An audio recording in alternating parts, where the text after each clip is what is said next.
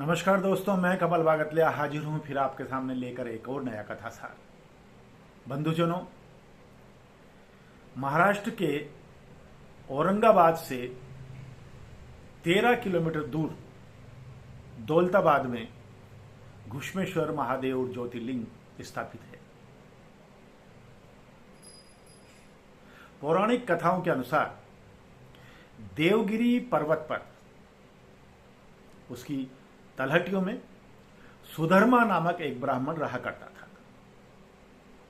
उसकी पत्नी का नाम सुदेहा था। दोनों शांति से अपना जीवन यापन कर रहे थे, परंतु उनके कोई संतान नहीं थी। हमेशा वो इसी वियोग में दिन काट रहे थे और शिव की भक्ति किया करते थे। कई वर्षों तक संतान नहीं होने के कारण सुदेहा के मन में एक विचार आया। उसकी एक छोटी बहन थी घुष्मा।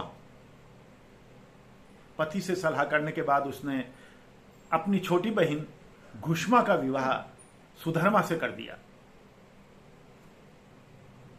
और घुष्मा सुधर्मा की दूसरी पत्नी हो गई। घुष्मा शिव भक्ति में हमेशा लगी रहती थी। शिव भक्ति की प्रकांड सेविका थी। वो रोजाना 101 शिवलिंगों का निर्माण करती, उनकी पूजा करती, अर्चना करती, प्रार्थना करती और उन्हें गांव के बाहर के एक तालाब में जाकर विसर्जित कर देती। दिन गुजरते गए। एक दिन घुष्मा ने एक पुत्र को प्राप्त किया, बहुत ही सुंदर, सुशील, जो सबका ही बहुत प्रिय था। उसके आने से पूरे घर में, परिवार में खुशी की लहर फैल गई और पति, सुदेहा, घुष्मा सभी के ऊपर जो है भगवान की कृपा खुशियां बनकर बरसती नजर आ रही थी। लेकिन धीरे धीरे सुदेहा के मन में ईर्ष्या ने जन्म ले लिया। पति भी सुदेहा के बजाय घुष्मा को ज्यादा महत्व देने लगे, घुष्मा के ज्यादा ध्यान रखने लगे। तो स्वाभाविक है, एक नारी की मन स्थिति इस तरह से हो जाती है कि उसके मन में घृणा ने अपनी जगह बना ली। लेकिन घृणा का इतना विकराल रूप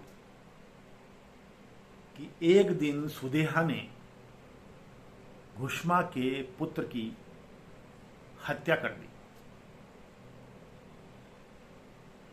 और उसको उस तालाब में जाकर फेंक दिया जहां पर घुष्मा रोजाना शिवलिंगों का निर्माण करके उनकी पूजा करती थी, अर्चना करती थी और उसके बाद उसी तालाब में जाकर विसर्जित कर देती थी। उसी जगह पे सुदेहा ने घुष्मा के पुत्र को मारकर, हत्या कर वहां जाके डाल दिया।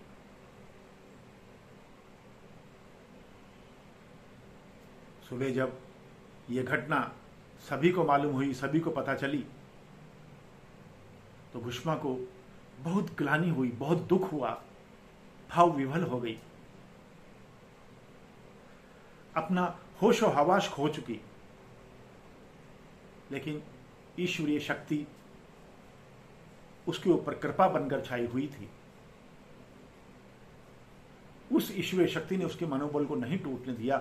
घुष्मा ने फिर 101 शिवलिंगों का निर्माण किया, उनकी पूजा की, अर्चना की, प्रार्थना की और बहते हुए नेत्रों के साथ उनका विसर्जन करने के लिए तालाब की ओर चलने लगी।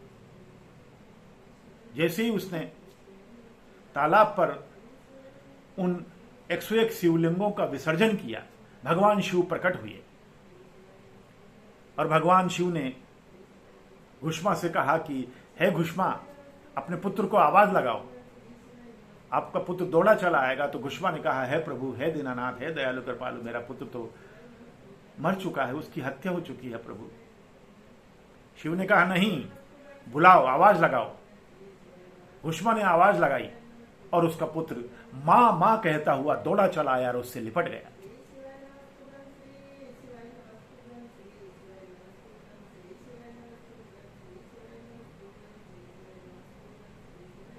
तब भगवान शिव ने कहा कि मांगो, क्या वर मांगती हो आप मुझसे? और तो घुष्मा ने कहा कि हे प्रभु, आपने मुझे सब कुछ दे दिया, मेरे पुत्र को लौटा के आपने मेरी झोली भर दी, अब मुझे क्या चाहिए?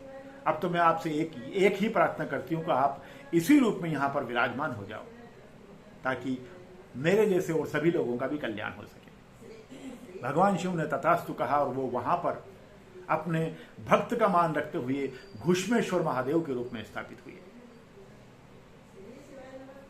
राजस्थान में सवाई माधोपुर के पास शिवाड़ में भी घुष्मेश्वर महादेव का मंदिर है, लेकिन यहां जो सरोवर है उसमें खुदाई के दौरान कई शिवलिंगों को प्राप्त किया गया, खोजा गया।